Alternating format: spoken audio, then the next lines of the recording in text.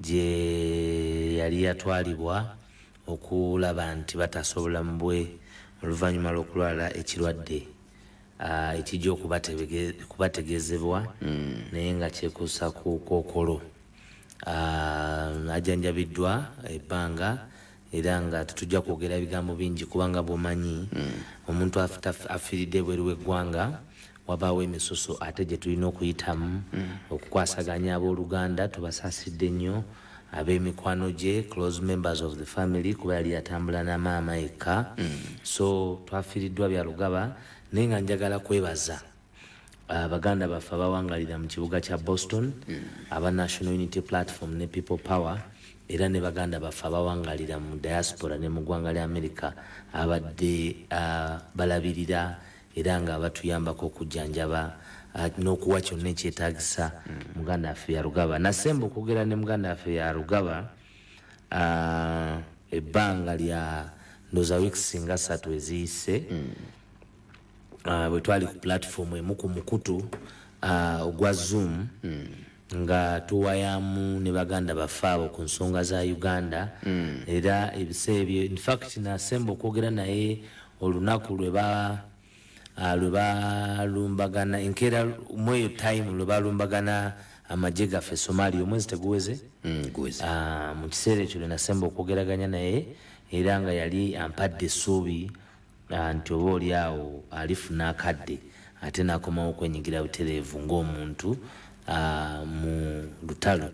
Muzeeyi Yarubagaba oyo mbadde mmanyidde ebbanga erisukka emyaka 15 kubanga Muzeeyi Yarugaba bamu ku bantu era lumu bwe twamukyalirako ne His Excellency Robert Kyagulanyi Ssentamu President wa Uganda abasoga gwe twatuuma erinnya lya Ngobi wamu ne Secretary General ne muganda wange mukama wange Joel Senyonyi yategeeza nti ndi omu ku abo abaali bamuwa essanyu olw'obuvunaanyizibwa bwe nali nkuumye okuva bwe yandaba nga ndi muto kubanga Muzeeyi Yarugaba be bamu ku abo abanyambako okutegeera ensi Uganda bwefaanana wamu ne mukadde wange Tamale Mirundi ne mukadde wange kati omugenzi Mulindwa Muwonge.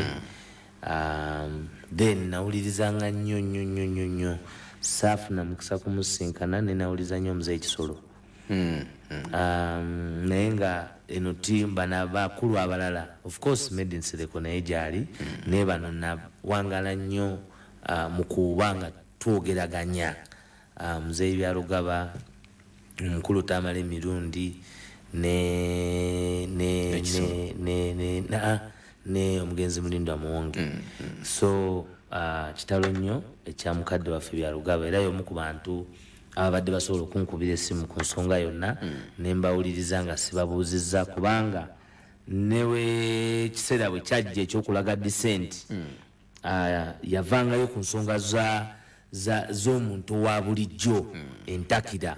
Ye muntu gwe wandibadde olaba nga asobola okubeera from a point of advantage n'aba nga wa NRA n'aba nga wa General Yoweri Kaguta Museveni kubanga National Unity Platform abantu abasinga bagenda ne bagamba mu kibiina kya Buganda wano naye mwana tu Yarugaba nga bw'afudde era ojja kulya gye tugenda okumuwummuza Mukama Katonda mumuwe ekiwumula eky'emirembe. So abadde muntu wa buvunaanyizibwa, abadde muntu ayimirira ku kigambo kye, anyigiriziddwa nnyo olw'okuwakanya gavumenti eno mu bintu bingi nnyo naye teyalekerera nsonga gye yali akkiririzaamu. Kya mukisa mubi nti atuvudde ku maaso nga talabye ku Uganda empya gy'abadde alwanirira okuteekawo naye ate atuwadde okusoomooza nti ekyo kyafiiriddemu ekyokuba nti afudde ali ku mazima n'obwenkanya aga buli muntu mu Uganda. Ate ffe ba Alex Waiswa Mufumbiro nga tukulemberwa His Excellency Robert Kyagulanyi abadde president we afudde nga ye president we tumutuuza mu ntebe entebe. Okay, toyanza nnyo toyanze Alex Waiswa Mufumbiro. Tugenda kuyita mu speed wakati mu bibuuzo by'abantu agamba nti tewali kadde kajja kulyaza amanyizibwa ne bonaatuuka ng'ebula eddakiika 5 yokusanga ebibuuzo babitegese. Ekyo kirungi naye enda kusokera ku kibuuzo ekivudde wajatise mugenze agambye nti ng'ogyeko ebyolwaleero nti wabaddeyo emikolo egigenda mu maaso mu by'okuziika olunaku luno olwokubiri lwaki tulumyusa mu nnaku zo?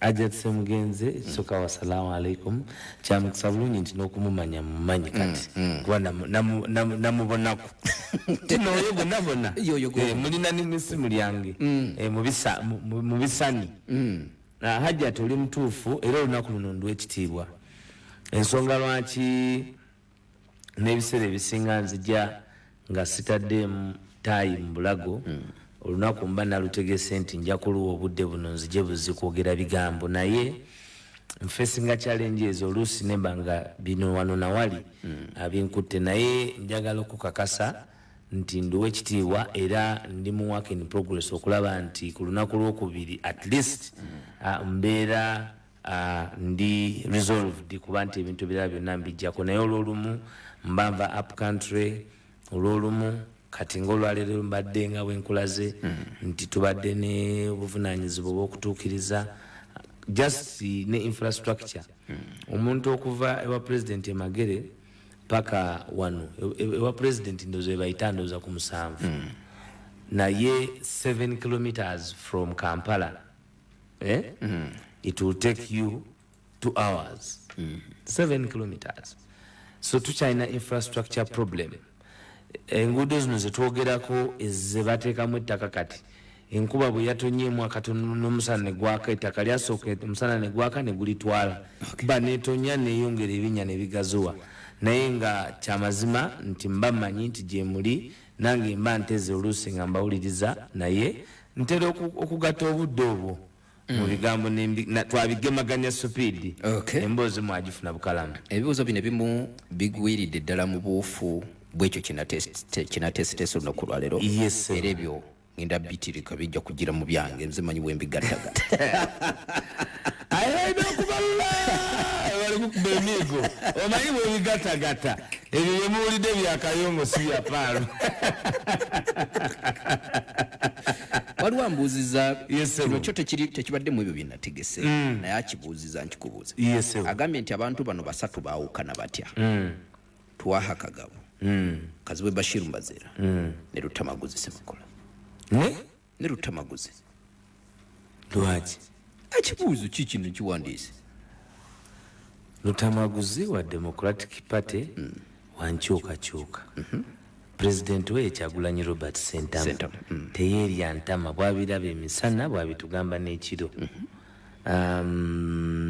tuyinza kumubuuza oyinza omuteeka ku minzaani Rutamaguzi ate oyo naye tubadde naye yeri tiimu mambo bado ffe twali obuto obuwuliriza wasaba omuzindalo wagulinda akuba nti awo idda kwida duzi walinda duzi kakati ate Rutamaguzi bo baaliwo so Rutamaguzi abadde ebbanga lyemuwulidde ku muzindaalo byempulidde ayogera era bwebuufu bwatambudde mwanattu ne bwe yafuuka omubaka wa paalamenti yayongera kuyongera obuvunaanyizibwa bwe yatuusanga luli kubanga luli yabyogeranga nga si mubaka wa paalamenti abalala batuka mu paalamenti bavumbeera Rutamaguzi teyavumbeerako so Rutamaguzi mu paalamenti bw'oba obala abalwanyi namige abayimiridde ku nsonga nga bwe bazitegeera Rutamaguzi toyinza kuyita first 11 n'ataba mu basatu bw'owandiise kapapula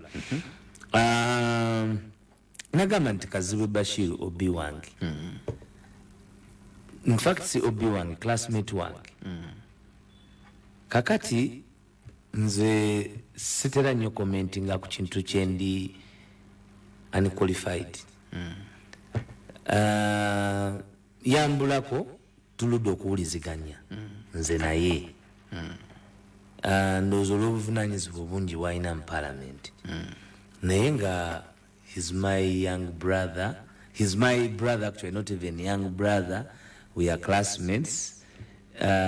Nja kumunoonyako mumukyaze muwuliziganye naye kuba muno yali munamawulire. In fact nja kumunoonya musabe muwuliziganye ne Kazibwe Bashir Mbazira. Kagabo. Manyombo. Lwaki ekyokubiri. Kazibwe mulekere omumbuuza nze kambasabe kino. Mulekere okumbuuza Kazibwe Bashir Mbazira. He's my brother, he's my obi. Bibuuzo. Waiswa. Sagala mwogerera. Ejiti bajeta na mwatulira. Ndiro okumuuliza. Tyakoba nikule ntimuuliza. Ate abantu byendogere bamanye nti byemumbuuza TD. Kale ne Honorable Kazibu Bashiru Mbazira nsaba onkubire ku simu nga obiwo. Nsaba onkubire ku simu nga obiwo. Nsaba onkubire ku simu nga muganda wo. Nsaba onkubire ku simu nga omuntu yali chaliwo. Nsaba onkubire simu kale tuvimbemu just nga nvimamu nawe nga MP wa NUP. Kubanga ekyamazima nange sikuwuliza. Kinkalubiriza buli kiseera. Bwe manga bannange bambuuza ebikukwatako naye nga nange tisobola kuyimirira ku bigambo byange nga soogeraganya naawe. Si kituufu kubanga ne waba waliwo obuzibu n'obutakanya mu nsonga yonna bano obanoonyako. Nze mulwatu nvaayo bulijjo nenyimirira naawe kubasobola kwegaana oli muganda wange. Naye ate ku lw'Abannayuganda nkusaba tumanye ki ekiriwo. Tosobola kugamba nti ogenda kusirika nga 24/7 kubanga obuvunaanyizibwa bwe weetise bungi. Obuweereza bwolina okuweereza obumanyi. Ate abantu balina kazibu gwe baali bamanyi nti tasirika. Kati tewaliwo nsonga yonna. Lwaki nange nga kyaliwo bakumbuuza naye nga sobola kuwuliza era nga sobola kustandinga in 400%. Kubanga ojjewo ebyokusaaga bino bye twogerako bya Bannayuganda. Saagala ate mbeere wano tusekere mu nsonga enkulu. Abantu baagala okukuwuliza ate nga tetusobola banenya kuba naffe bakyaliwo tetukuwuliza. Ate nga mullo tewaliwo kyogamba nti Kazibu mba nsobola ogaana okumuwuliza. Kazibu you used to be family. Lwaki kati tokyali family? Bwe kiba nga kyetaagisa ffe okwogeramu mu nsonga zonna tulina platforms nyingi. Naye ekikyamu nti tetukuwuliziganya. Era nze ndowooza nti abantu bano bonna kifo ky'okumbuuza Mwami Kayongo nja kuwuliziganya naye nja munoonyako era ajje wano mubuuze byoyagala omubuuza buli lunaku. Bagiyita Pearl of Africa Radio 107.9 ekkula eri omutwe bulijjo. Kyuma kyange kino kyagala kugaana kuleeta manye no program namwatulira mu makati awo oluvannyuma lw'okwogera ku nsonga enene. Tulina okwetegekera eswala. Ino okutaamu swala. Eze sore kyagira Allah ayinza okuba nga ajja kutusaasira wenagira tunagigatawo alhamdulillah. Si bwe bagamba? Bwe bagamba naye ka nkole bwe nti ndabe oba nsobola okuba nga nkifuna kusaidia. Okay. Ogifunye? Ndokulifuna. Ebyuma babitegeera bukalamu. Nja kubifuna. Gavumenti yakyagulanyi ndamukoba. Oba nyogo tunata ku UBC ebyuma. Here. Buli ayenda atwala bitwalo. Buli ayenda atwala bitwalo. Okay. Egundi Waiswa.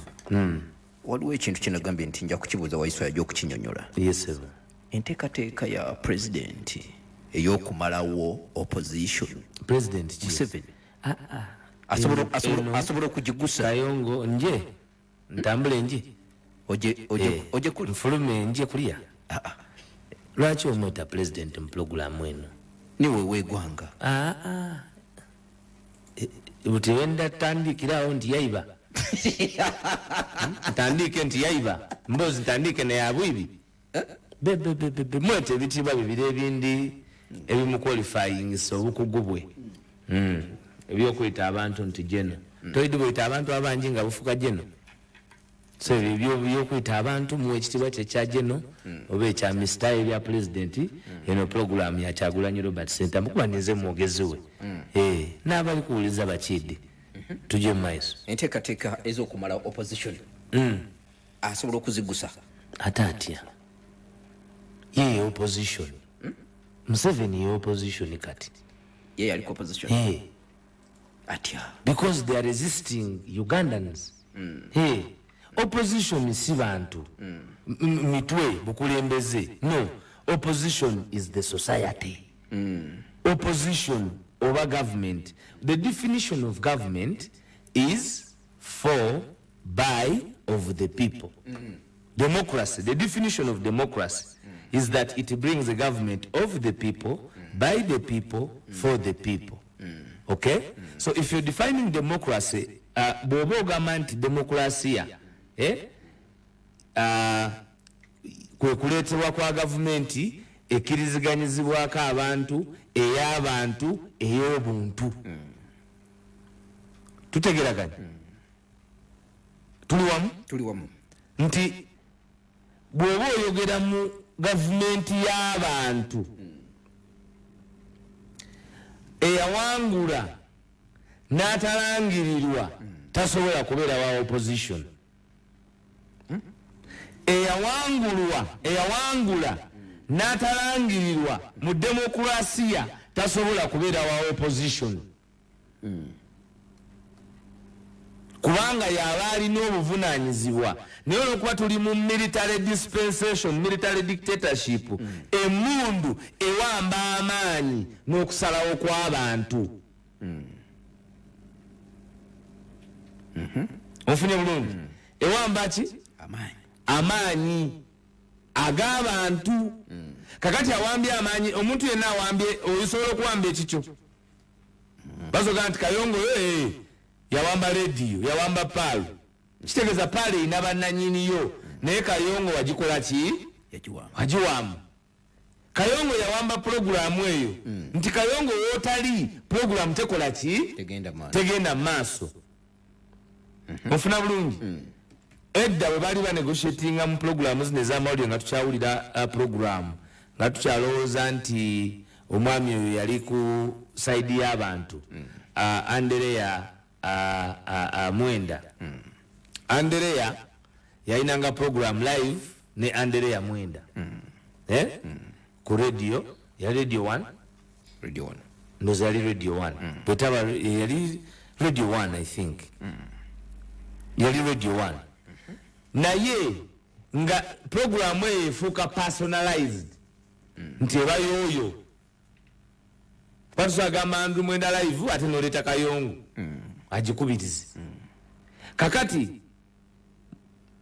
okuwamba n'owamba kati eyawamba akalulu k'Abannayuganda yaani ye General Yoweri Kaguta Museveni. Then afe yali mu opposition. Kati ebigambo bye yagamba nti opposition ali bagimazeewo. Ebyo yali ayogera ku zone creation of abo bye yali alowooza nti be ba opposition kubanga they were comfortable with being in their position as the opposition. Kakati naye bw'aba ayogera ku abaliwo okulwanyisa obwannakyemalira bwe tasobola kubujjawo kubanga they are anchored on their ideology of fighting against dictatorship. There is a military ideology in Uganda by the NRA of resisting the citizenry, documented in their naming into the National Resistance Army. Ekitegeeza nti ne bajja wano nga bamaze leeta National Resistance Movement Organization. Ekitegeeza nti basigala nga bakuguguba eri bannayuganda. Kati abo tebasobola ate kujja ne bakyusa bigambo bagambe nti kakati betwali tulina okukolagana nabo mu kuguguba bali babaweddewo against Ugandans. Because bannayuganda tebalwanisa tetulwanisa the person of Museveni. Tulwanirira the presidency of our country. So the person occupying the presidency, because there is a difference between the president and the presidency. Waliwo enjawulo wakati wa presidency ne presidenti. Kakati ono yawamba oba presidency yawamba presidency okufuka president kwata mwawo katono Waiswa wa opposition. Kubanga bwowoze n'abantu nga bangi ng'abantu basazeewo mu rediyo eno nti Waiswa temuddamu kumuleeta lwakubiri ne mumuleeta mwaba muleeta ne bali ababa bannanyini program ani aba ku opposition abawuliriza agaye Kayongo Waiswa tokola ki yodemu kumuleeta gwe n'omuzza ani aba opposing abannanyini show kubana show eno y'abaani si abawuliriza kati abawuliriza be baditamininga tuli wamu kakati gwe nookera ku machano ga nti abawuliriza nti tetukwatagana bo bagamba tomuleeta gwe nokola ki n'omuleeta. Okay. So ye endowooza ye yali mu nkolagana ye ne bannabyabufuzi abaali beerimbise mu kifaananyi ky'okumuwakanya. Ompulidde bulungi nti yagenda okutunulayo nga bonna baliba bakaddiye, aliba abakoyezza, abalala aliba abasibye, abalala aliba abavuwazza nga bakkiriza okulya naye, abalala nga bafudde kubanga abamu baali tebeekumye mu byabulamu. Kakati naye ogamba otya kakati agimalawo atya? N'okwogera ne ba individuals nti wajjamu agendamu NUP n'anoonyayo amaitiemu n'aba nayo, ekyo ne kyashumbingibwa nti kati agattiddwako nnyo. Eyo ensonga olwokuba nti obudde tulina butuno, njagala tugikomyawo tuyingireko mu nsonga za FDC ezirabika nti zikutte wansi ne waggulu.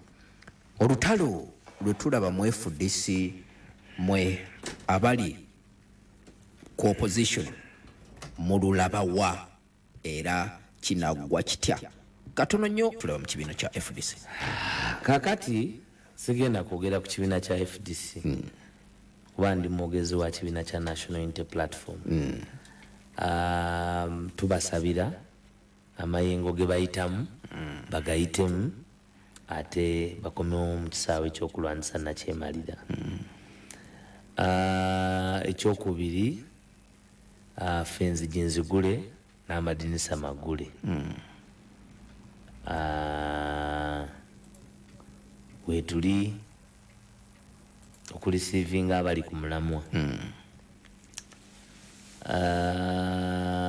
Naye ojja kunzikiriza njogere ng'omuntu aludde mu kisaawe ky'ebyobufuzi era ng'omuntu yaliko mu Democratic Party nkusiigire ku kifaananyi wendaba baganda bange aba Forum for Democratic Change we bayinza okuba nga we bali. Mpuliriza Saidi naye nkya tujja kuwuliriza Honorable Ddala Mafabi ne banne, naye nze ekyankwasiza ennaku mu byonna bye bigambo ebyafulumye nti obuwumbi 7 bwagabibwa abantu okulwanisa Kyagulanyi Robert Sentamu. Ekintu kino bannayuganda emboozi eno mugiwulirize nnyo era temugitwala nga yakusaaga. Obuwumbi 7 billion kuba bino biva kati bye bijja kati nti bwalisivingibwa okulwanisa Kyagulanyi Robert Sentamu. Ate nga kituufu najja wano ne mbagamba nti waliwo abakulembeze b'ebibiina ebimu Kayongo ojjukira abasasulibwa nga mufa Eastern Uganda rolo yaabwe yali yakudiflatinga Kyagulanyi Robert Sentamu through money and other powers, n'okugenda okumu blackmailinga ku radio nti in fact National Unity Platform kyali kibiina kya Buganda. Katonda mulungi ekiseera kyonna nti ebigambo bye nayogera luli abaali tebagoberera nga balowooza nti ndi excited kuba mbawulira. The critics call it excitement, but this is a fact telling show. Yes. Sometimes it will take long for you to see kubanga atenze ng'abeera wano abyogera sikubulira byendabye nina byendaba nenjogerako nga gojja kubiraba emyezi 6 okuva wembyogereddeko kubanga wembandi galubindi zemba nyambadde sizoba okoze ki sizoba oyambadde ne mbagamba wano broadly Kayongo bobojjo.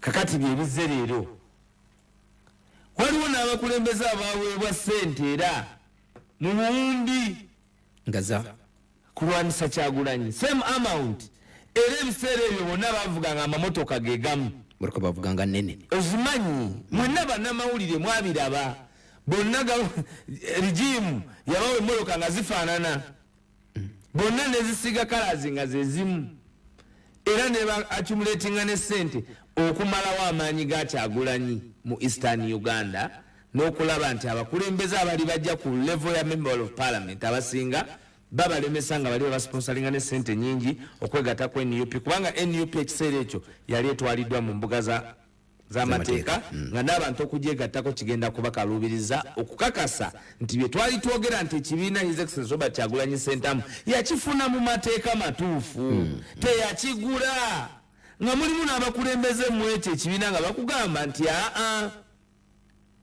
tetusobola kuba mu kibiina kyebakola ki kyebagula ku street naye nga tumanyi nti bano omusaala gwabwe kubanga kati Kyagulanyi mulimu mu gavumenti abantu bakeera okuvuma Kyagulanyi nebasasulwa mulimu Gashumba muwulidde alidde ebigambo bye Kyaddaaki era ne tubanga nti ffe amazima gatufudde ab'eddembe yagamba nti tawagirangako Museveni olwaleero t-shirt zaleese zabanjako Museveni azibanja Museveni nti t-shirt ze azikubidde ku buwagizi kuwagirani Museveni naye nga ye vice chairman wa ile project emekwama ile ya ule muntu ule emekwama hiyo project ya mtoto project ya mtoto emekwama umanyie mke bachita mtoto emekwama mtoto emekwama ile project mtoto emekwama umejua hiyo najua hiyo project kakati vice chairman wa project mtoto emekwama akugamba nti ye agenda kuwagira mtoto emekwama kwa mtoto emekwama siye Jajja naye olwaleero obwavu mulumidde muzigo gwe avuddeyo n'akugamba nti munsasule mbadde nga nvuma Kyagulanyi nga neetaaga omusaala byemuvumye byenkana bwe biti naye temunsasula mumpe ssente byensaba bye byange waliwo kenjagala okubuuza Waiswa kakati ekikulu mu ekyo gwe ky'obojjamu nti bw'abanga Kyagulanyi Robert Sentamu omwana w'embogo abasoga gwe baatuuma Ngobe nti ali ku omuwendo okumuvuma ku level of 7 billion to a political party Kyagulanyi ono ali biki mukama nga yatuwa nnyo wangamba nawe tomwiti mabitoyo nammanotya babanga olwaleero bali kukuba ab'ebibiina eno mubembi n'ekirala bali bute sente mubembi to isolate one individual and the idea of change Kyagulanyi Robert Sentamu kuba kati bannayuganda eno program enjaga in this very slow kuba njagala tuwuliziganye bulungi nnyo gondeeseeyo ate nze ekibiina sijja kukyogerako naye njogerako actions ezikoleddwa waliwo akansi waawo wennyini wooli Waiswa ebigambo ebyayogeddwa Nandala nti Ssemujju Nganda n'abali emabegawo baagala kuyingiza FDC NUP Ssemujju yakugambye nti bajja kumutwala muwa Museveni nga talaba bamufule muzibe omanyi sleepwalking twalina abaana eyo ng'ekiro muzuukuka nga ye atambula nga naye yeebase nomera kayongo ninga ye yeebase ali kufuluuta kwene kulaye ng'alitambula ali kwira mule sleepwalking kakati tetuli mu sleepwalking bino byenjogera bye bibaddewo tewali musango ate kyokubiri NUP tebaji NUP does not merge nti FDC egenda merginga ne NUP tekiteba NUP that will be a merger ate ebibiina okwegatta mu nkola y'okubeera ebibiina ebibiri okufuka ekibiina ekimu it is a constitutional process so ekyo omuntu yenna aba akyogedde aba kyagamba mpozi bo nga abantu ngate ovuishi tosobola gaana abantu gwe omusambi kankuwa ekyokulabirako omanyi olumu nayogera ebigambo abantu era mwe emboozi yennyini nenga nti kati ffe tuli mu Champions League tetumanya nnyo biri mu liigi kakati abasambi batuukanaga nti anjagala kusambako waliwo omusambi bamuyita Kylian Mbappe wa Bufalansa yasambira mu ttimu bayita Paris Saint-Germain PSG abasinga gye mmanyi agamba tagenda kuteeka mukono mulala kundagaano ne PSG ina obusobozi obumusasula sente zonna zayagala kuki ku duniya kubanga ekulemberwa mugagga ddala naye ye akugamba nti ate eri gye bagabira abantu ebirabo abasambye omupiira nti bagusambye ne bagumalayo bali eri mu bagalacticos Bernabeu mu Real Madrid kakati bwe ziba ttiimu bwe ziba ttiimu NUP ttiimu ki by'empiira sibitegera bulungi kayongo Waiswa awuliriza ategedde gitulaga akatuufu akenjagala ojjeyo naddala ku statement eno yakoleddwa Nandala Semuju akukutane NUP. Semuju y'omu ku bakulembeze abawulirizibwa, y'omu ku bakulembeze abayimirira ku nsonga z'abantu nga tatidde, teyeerya ntama, tabusibwabusibwa, musajja mutabuliiki, musiraamu mutabuliiki, ayagala okujjako General Yoweri Kaguta Museveni okusinziira ku bikolwa bye n'ebigambo bye. Kakati nabwe kityo nze siyinza butawuliza kyabagambye. Nebino ebiri mu FDC bibasanyusa? Tebitusanyusa, tebina gwe biyinza kusanyusa, tebina gwe biyinza kukisanyusa. Kyekibiina bakitaffe bye bakitandikawo. Olabye ku bbaluwa ya ku kusanyuka gundi kwalaze ani Secretary General wa DP, anti Secretary General wa DP agambye aba FDC kakibatuukeko mwabogereranga aga DP. Secretary General wa DP Siranda Gerard amanyi bulungi nnyo FDC weeri. Kuba Secretary General wa DP muganda wange oyo manyi bulungi nti bo bali mu ndagaano ne Jajja. Kitegeeza alabira ddala nti endagaano eri etuuse. Eriwa yennyini weneebuuliza nti lwaki DP kubanga Secretary General bw'aba asanyuse, lwaki Siranda asanyuka olwekyo? kubanga alaba nti emmeezi eyongeddwako abalala, si ye yekka agiriko. Ekyo nekimwesanyu. Naye General Mugisha Muntu yatugamba nti obudde buli tubuulira ekituufu. General Mugisha Muntu statement gye yayogera nti time will tell, ng'abadde President General wa FDC yali akakasa bukakasa nti yali ayogera yali akitegeeza.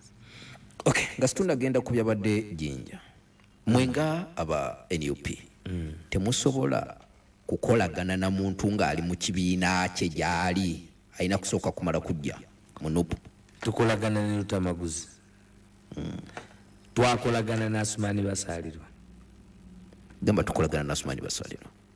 Gamba tukolagana na Asumani. Siri muganda lunta wange. Tugere maaso. Ndudde omuwuliza kati siyinza gamba nti nkolagana naye nze ng'omuntu. Nanti kati oyogera ku lwa kibiina si ku lwa gwe nga Waiswa. Gamba bwe nti otandikira wali obadde tandika nga mwakolagana ne Lutamaguzi. Tukolagana ne Lutamaguzi, twakolagana ne Basalirwa. Mwida ku nsona oluganda oba ndogere Lusoga. Oli Lusoga nakwogera olulimi olutegeerekeka ye lwategeera. So tukolagana ne Lutamaguzi wa Democratic Party mu cabinet. Era Honorable Basalirwa is a member of our cabinet. Bwe mbaseerabidde. So tukolagana bulungi n'abantu ab'enjawulo. Kati oyinza gamba nti tugamba nti oyo yekka ali mu kibiina kyaffe gwe tukola ki gwe twaniriza. Temuteekako kakulizo nti sooko gyeno gundi nalabye yazze ani Honorable Paul Mwiru. Of course abantu bonna gwe bw'oba ng'oli musambi wa mupiira, tiimu egoba gy'oyagala okubeeramu. Waliwo tiimu egoba, tiimu egoba ye National Unity Platform. Waliwo tiimu y'Abannayuganda. Abannayuganda bonna abanyigirizibwa baafuna ambulera engazi esobola okugyamu abantu mu nkuba, esobola okugyamu abantu mu musana, esobola okugya abantu nga ambulera n'akabonero. Ate engazi bulungi mu maadi ojyamu, mu musana ojyamu. Lwaki abantu abati bayidde eri ambulera? Bantu bali kudde eri ambulera manvuuli ngazi bulungi ejyamu amaadi tegakukuba, omusana gwona tikola ki tegukwokya. So abantu baddembeera ng'abantu okwasosietinga mu bibiina bibagala okwasosietinga mu ekyenjawulo, nti tosobola kusala ate kuva eno from the extreme to the extreme. Omanyi waliwo ebintu bye mba njagala Waiswa ozigireyo. Yes sir. Oli musajja ayogera mazima Waiswa. Yes sir. Ebigenda maaso mu FDC biwulya bulungi. Yes sir. Na Ddala bwajja nga yagala kwegatta ku NUP mumwaniriza. Ate kibiina si kyaba Waiswa, kibiina ky'Abannayuganda. N'aleeta ediiru ayimiridde ne Uganda. Waiswa n'ajja n'aleeta ediiru nti Nandala Mafabi ayingidde NUP. Ediiru okuva wa muzeeyi. Diiru? Nti ki? Nti muzeeyi nti akobya ate embooka eyinza okufubutuka eyo n'ejambiya. Iwe mama Edi Kyagulanyi alina ifumu bali mwoyo kalamoja aye bakwatira efumu bwali kanuga bulungi atera okuligezesa eyo tera okumbona eka inayo omuti yagezesa amafumu ge efumu neyinza okufulumya bebe n'ensonga ki buti nti yali akwisa akoze atya kuba oli yali amuyitire mwalwa tokidi tiyabaire akwise akobye nti nti tujye mukole mutya muno mugumu mujye tujye mugumu ni mugumu wamuwulire wakawubwa buwumbi mwenda okunwa mugumu mbu omuntu okuwuuta ku mugumu oti aye abasadde abantu abo baibyensi eno nti okunywa cyayi omukalu biliyoni 9 gwawuliriza nti oyo cyayi gonyo wa bodaboda ow'ebitaano mbu okumutesitinga bwawooma owawamama kikyere nti wa biliyoni 9 ne miliyoni 6 bagiyita parova kati ez'ensonga ziriko bannayuganda gye balina okusambira twalako ejjinja tiimu erina okugyawo yebalina okugyawo ejjinja twabadde ejjinja ndikwenda okusooka okwebaza abantu b'ebusoga abantu b'eidinda abantu be Uganda yona okwaniriza omudingo omubede omukolo waife oyo omwana gwe twasiima His Excellency Robert Kyagulanyi Ssentamu Ngobi yatusuubiza nti ajagema nakyemalira amugema amuyuye paka bwali mutamu kabuli era amulina amulina bulukala mayolitakana ekiwa ndikuwayo ndikuwa embozo wayeze embozo ebuzo bakubiri nkukobiye tebangayo in the history lulina kugamba nti the downfall of Museveni and the rise of Kyagulanyi obijjukira the downfall of Museveni nakugamba nti point number 1 abawandika nabagamba point number 1 eriki aliwo kagamuka okusaako akoluzungu kirasi kayongo gwe kirasi mungu njagala program eno ndaba babagoberera balaga nti eno si comedy show this is a political revolutionary show ateba ya facts njagala bakube batubulire esoni eyo gye nabagamba factor number 1 factor gye nakugamba nti endala nti tewabanga wakulimba nti empapula z'akatabako kujjako nakyemalira nti waliyo omuntu yenna okujjako bosi fada yekka alina peegi zonna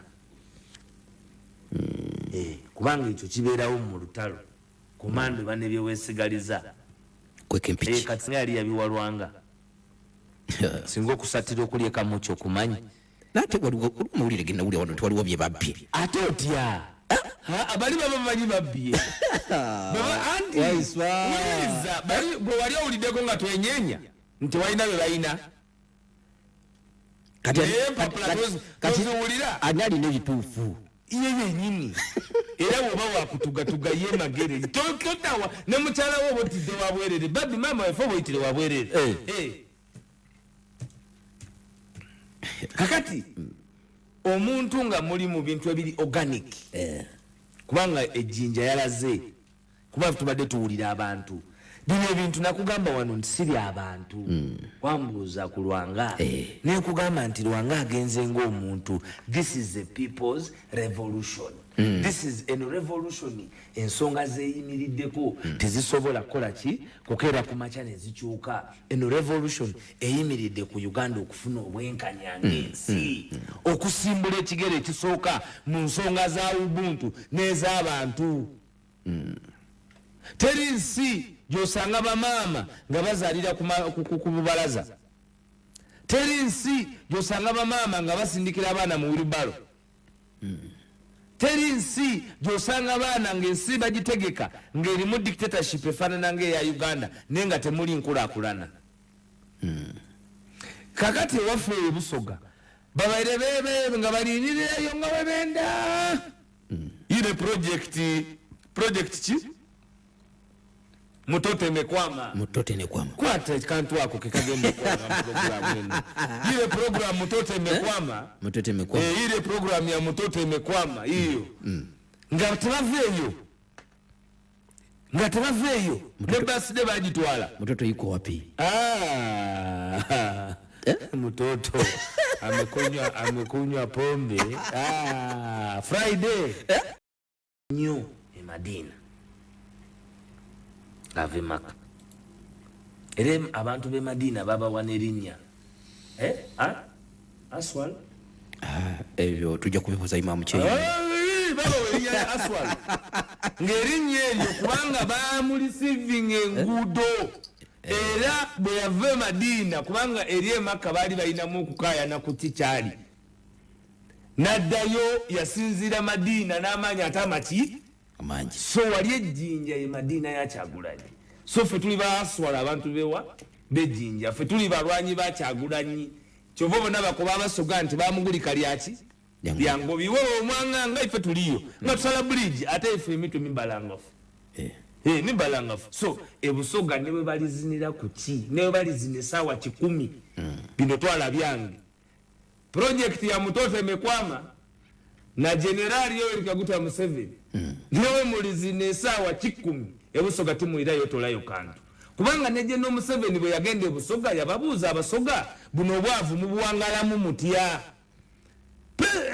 agamba nti yatwala eggwanga lino sibula tuve wano Waiswa kakati ekiri Kenya enkya Kenya egenda kutandika era okwekalakaasa kwa nnaku 3 amagye ga Uganda gataddewo ekifaananyi wakati mu nsi yonna tigagenda kutandika okukola ebyabawagina ebyokubeera n'ejje ly'ensi ng'ate lirimu okukola omulimu gw'abamasinale of course babadde bagukola era nakugamba nti wano tulina abamasinale mu UPDF be basindika mu nsi ez'enjawulo Kenya Azimio Raila Odinga Amolo ne tiimu yaabwe nga bakozesa Martha Karua Prida basabye ensi zonna ezirinaanye Kenya obuteetantala kuwayo tiyagas kusindika bantu bava mu nsi eyo namundu na biki okugenda okutaataganya eddembe ly'abana Kenya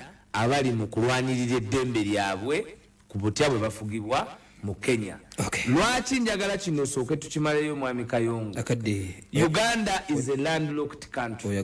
Uganda nsi etalina makubo mwetambuliza byamaguzi mu katale k'ensi yonna, so tukozesa Kenya nga ensi esinga okwetaagibwa eri Uganda. Kijja kuba kya bwewuusa nnyo gavumenti ya Nakyemalira okuteekayo ogwanampulira ziri neyeenyigira mu biri Kenya, kubanga kitegeeza directly wano tugenda kufuna okutujja kutandika abannakenya basobola okutandika okulemesa ebyamaguzi okuyingira Uganda. So njagala kukubiriza Bannakyemalira bakuno. Mutoto Mekwama yagamba musimanyi wiki 2 tuve ku affairs za Kenya ate tuwagira abantu abali mu kulwanirira eddembe ly'okufugibwa mu nkola y'amateeka. Wassalamu alaikum wa rahmatullahi wa barakatuh.